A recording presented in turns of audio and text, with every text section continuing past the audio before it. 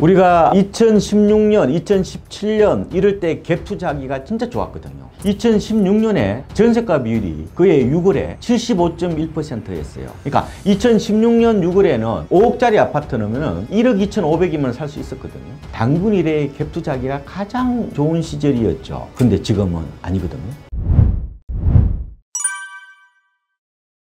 2부에서는 시장의 주역인 MZ세대의 주거 트렌드 그리고 앞으로 어떻게 대응해야 될지에 대해서 자세하게 좀 말씀을 드리겠습니다. 세대 간에는 공간에 대한 친숙도 이게 확실히 다르죠. 젊은 층들이 재래시장 많이 찾지 않잖아요. 오히려 편의점을 많이 찾는 것 같아요. 장노년층 입장에서는 재래시장은 아무래도 있잖아요. 사람 냄새가 가득한 공간으로 받아들이죠. 훨씬 친숙하게 받아들인다는 겁니다. 옛말에 있잖아요. 자주 만나면 정이 든다고 하는 것처럼 모르는 사람도요. 자주 접촉하면은 자연스럽게 호감을 키우게 되는 겁니다. 공간도 마찬가지죠. 자주 접촉하면은 정서적으로 더 높은 가치를 부여하게 마련이죠. 그곳에 가면은 고향처럼 마음이 포근하고 정겹죠. 그런데 젊은이들에게는 편의점은 저는 적응 공간이라고 봐요. 그렇지만 마트 같은 경우 있잖아요. 이런 데는 오히려 비적응 공간이라고도 볼 수가 있죠. 아무래도 그 공간에 오랫동안 적응하면은 다른 공간에 대해서는 좀 낯설게 보는 그런 경향이 있다는 거죠. 젊은 층들이 중소기업 공장을 안 가고 월급이 적더라도 편의점 알바를 하는 그 이유를 어느 정도 알겠거든요. 물론 뭐 작업 환경이 좀 열악할 수도 있겠지만 그리고 통근거리가 멀 수도 있겠지만 젊은 애들이 마트를 잘 안 가는 것처럼 공장이라는 공간이 불편하고 익숙하지 않아서 그런 게 아닐까. 자신이 자랄 때와 공간이 너무 다르다는 겁니다. 자연 풍광이 좋은 저는보다 도심 콘크리트 공간이 더 익숙한 거죠. 당연히 아파트에서 자랐으니까 이 아파트 키즈들에게서는 단독주택보다 아파트가 더 친숙한 공간으로 다가올 수 있다는 거죠. MZ세대들은 게임 세대죠. 우리나라의 남자들 있잖아요. 취미를 조사해 보니까 10대, 20대, 30대, 40대까지도 제1 취미가 게임입니다. 그러니까 모든 세상을 게임으로 바라보는 거죠. 그러다 보니까 아파트도 마치 게임 하듯이 접근하는 어떤 그런 경향이 있다는 겁니다. 아파트는 표준화되고 규격화되어 있어서 게임 세대인 이들에게는 손쉽게 다가갈 수 있죠. 만약에 단독주택이나 토지는 입지나 여러 가지 현황에 따라서 제각각이잖아요. 초보자들이 접근하기 어렵죠. 가격 자체를 알 수가 없습니다. 그러다 보니까 지식 없이 투자에 나섰다가는 덜컥 쓸모없는 땅을 살 수도 있거든요. 하지만 아파트는 토지처럼 용도지역이라든지 복잡한 게 필요가 없어요. 그냥 그 지역에 가서 아파트 값은 대충 어느 정도 알잖아요. 그러면 사기당할 가능성도 거의 없잖아요. 오히려 현장에 가볼 필요도 없죠. 요새 정보기술을 활용하면은 안전자리에서 몇 분 이내에 아파트 가치를 대부분 체크할 수 있잖아요. 부동산의 초보인 구린이도 쉽게 접근할 수가 있게 되었다는 거예요. 이게 바로 아파트가 생각보다 젊은 층들에게 인기를 끌고 하나의 갭 투자라든지 이런 투자 패턴이 유행하게 된 것도 아파트라는 독특한 어떤 구조와도 맞물려 있다 이런 말씀을 드리는 거죠. 그래서 온라인 게임에서 아이템을 얻는 걸 득템이라고 그러잖아요. 아파트 구매도 하나의 아이템을 얻는 거로 생각하는 거죠. MZ세대도 이제 많이 고령화되었죠. 가장 맞이가 몇 살이냐면은 80년생입니다. 44입니다. 베스트셀러 82년생 김지영을 기억하실 겁니다. 그 소설이 나온 게 2016년이거든요. 그때 당시에 김지영은 34살이었는데 서울 외곽에 24평짜리 아파트 전세에 살았어요. 그런데 벌써 불호의 나이를 훌쩍 넘어서 올해 나이가 벌써 42입니다. 그런데 우리가 2016년, 2017년 이럴 때 갭 투자하기가 진짜 좋았거든요. 2016년에 전세가 비율이 그해 6월에 75.1%였어요. 그러니까 2016년 6월에는 5억짜리 아파트 넣으면 1억 2,500이면 살 수 있었거든요. 단군 이래 갭 투자하기가 가장 좋은 시절이었죠. 근데 지금은 아니거든요. 그때는 막 MZ세대가 쌈짓돈을 보태가지고 노도강 이런 데 있잖아요. 인천 경기 쪽으로 전세 끼고 집을 많이 샀잖아요. 근데 지금은 그렇지가 않아요. 지금은 전세가 비율이 서울의 경우 54%밖에 안 돼요. 결혼한 분들은 자녀들이 커가니까 그때처럼 살지도 않을 집을 단순 갭 투자하기는 어렵습니다. 또 그 사이 돈도 좀 모았을 거 아니에요. 그러다 보니까 요새는 어떤 일이 벌어지냐면은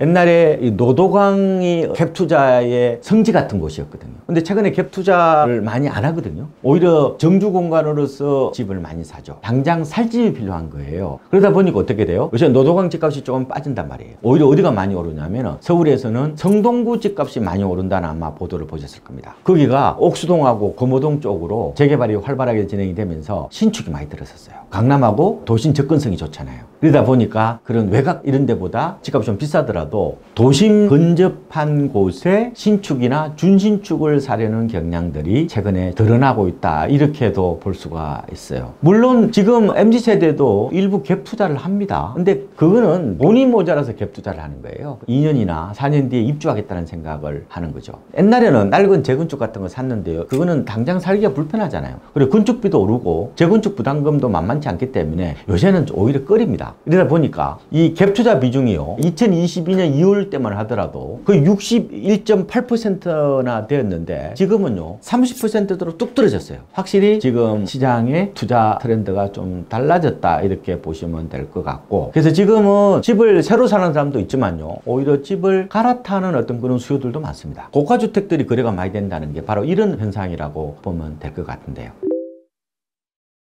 월세를 살든 전세를 살든 그건 본인의 자유고요. 돈 있으면 전세로 살죠. 누가 월세를 살아요. 근데 이제 이런 경우는 있는 것 같아요. 전세로 들어가면은 내가 집을 사기 어렵잖아요. 세입자 입장에서는 집주인한테 돈 빌려준 거거든요. 전세는 집주인과 세입자 간의 금전대차거든요. 그러면은 내가 집 살려고 그랬는데 집을 살 수가 없잖아요. 집주인이 돈을 빼줘야 살 거잖아요. 그러니까 타이밍은요 내가 현금을 갖고 있어야 되는 겁니다. 근데 월세를 살게 되면 어떻게 돼요? 목돈을 좀 쥐고 있다는 거죠. 한 2, 3년 전부터 MZ세대들이 일부러 아파트를 좀 싸게 사기 위한 타이밍을 재기 위해서 월세로 많이 살았어요. 그리고 또 이런 것도 있죠. 빌라 전세 사기 여파로 전세를 꺼리고 월세로 가는 그런 경향도 있긴 했지만 일종의 내 집 마련의 타이밍을 잡기 위해서 월세를 선택하는 분들이 좀 있었다.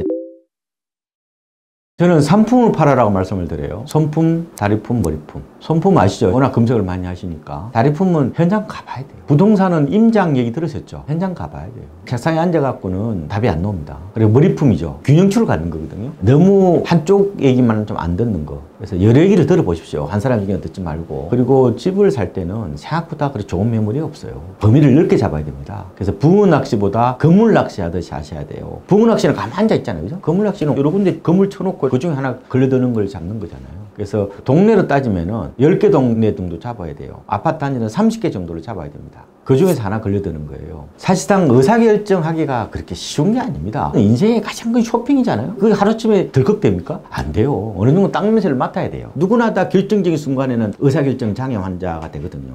어떻게 의사결정을 내릴래? 좀 절박해야 돼요. 그 아파트가 너무 좋아야 돼. 만약에 딱 아파트 딱 가봤어요. 가봤는데 가슴이 떨려. 그러면 그 아파트가 좋다는 얘기예요. 내가 살면 꿈이 그려지잖아. 행복이 그려지잖아요. 근데 손이 떨리면 사시면 안 돼. 대출이 너무 많다는 얘기야. 어떤 분은 온몸이 떨린다 그러는데 그거는 오한이에요, 오한. 그건 병원에 가봐요.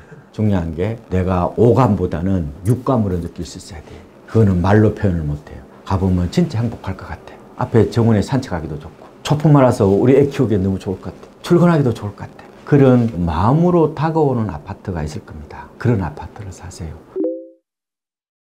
저는 3트랙으로 가야 된다고 봅니다. 청약, 급매물, 경매. 이 중에서 청약은 필수입니다. 청약은 그냥 꾸준히 하시는 거예요. 그거에 올인하는 것은 저는 안 맞을 수 있다고 봅니다. 급매물은 계속해서 손품, 다리품, 머리품을 팔면서 발굴하는 거고, 그래도 내가 마음에 안 들면은 경매하시는 걸 추천드립니다. 특히 요새는 경매가 대중화되면서 2030 세대들도 많이 하거든요. 분석이 잘 돼 있기 때문에 사실상 분석 달 것도 없어요. 제 생각에 유튜브 한 하늘만 들으면 누구나 다 따라할 수 있단 말이에요. 근데 문제는 중간에 하다가 대부분 재수없다고 간둡니다. 그래서 중요한 게 재테크는 재능이 아닙니다. 재테크는 끈기예요, 끈기. 제가 보니까 경매 시작하시는 분들 중에서 99%가 중간에 다 간둡니다. 이게 너무 잡생각이 많아서 그래요. 자고 우면하지 말고 한쪽 방향으로 쭉 갈 수 있는, 이게 심리학의 선호의 일관성이라고 그러는데 저는 재테크의 가장 중요한 게 아닌가 싶습니다. 그래서 일단은 여러 경험을 해보셔야 돼요. 청약도 해보시고 금매도 좀 돌아보시고 경매나 공매도 좋습니다. 관심도 가져보시고. 재테크는 왕도가 없습니다. 서울 가는 길이 KTX만 있나요? 버스도 있고 자전거 타는 사람도 있고 비행기 타셔도 되고, 가장 중요한 것은 부지런하셔야 돼요.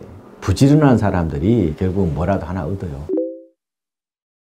저는 현장 중심의 지표를 좀 눈여겨보시라는 말씀을 꼭 좀 드리고 싶어요. 그러니까 내가 평론가가 아니라 내 집 마련 실수요자라면 좀 더 실용적으로 밑바닥 지표에 더 관심을 갖는 게 좋다. 왜냐하면 정보들이 너무 많아요. 그래서 제가 현장 중심 지표를 3가지 정도 추천을 드리고 싶은데, 아파트 실거래가 지수하고요, KB은행에서 내놓는 선도 50지수, 2,000가구 이상의 대단지 시세 흐름을 좀 눈여겨보시라, 이런 말씀을 꼭 좀 드리고 싶은데, 돼. 왜냐하면은 통계 지표가 너무 많아가지고 도대체 나는 어떤 중심을 잡아야 될지 잘 모르기 때문에 말씀을 드립니다. 작년에 여러분들은 서울 아파트 값이 올랐다고 생각하십니까? 떨어졌다고 생각하십니까? 그냥 보기 나름이죠. 이래도 맞고 저래도 맞다는 거예요. 우리나라에 표본 통계라고 있습니다. 36,000개의 샘플을 가지고 통계를 내는 걸 표본 통계라고 합니다. 이게 국가 공식 통계입니다. 작년에 2% 하락했어요. 그런데 실거래가는 어떻게 되느냐? 작년에 아파트 실거래가가 10% 올랐습니다. 평론가는 표본 통계로 2% 빠졌다고 하지만 실수요자는 내가 직접 물건을 사는 사람이잖아요. 그럼 실거래가 중심으로 보시는 게 맞죠. 작년에 서울 아파트 값이 10% 올랐죠. 그 얘기는 무슨 말이에요? 집값이 많이 올라가서 집 사는 사람 입장에서는 이 위험성이 더 커지고 있다 이렇게 보면 되는 거죠. 더 비싸게 샀다 이렇게 보시면 되는 거예요.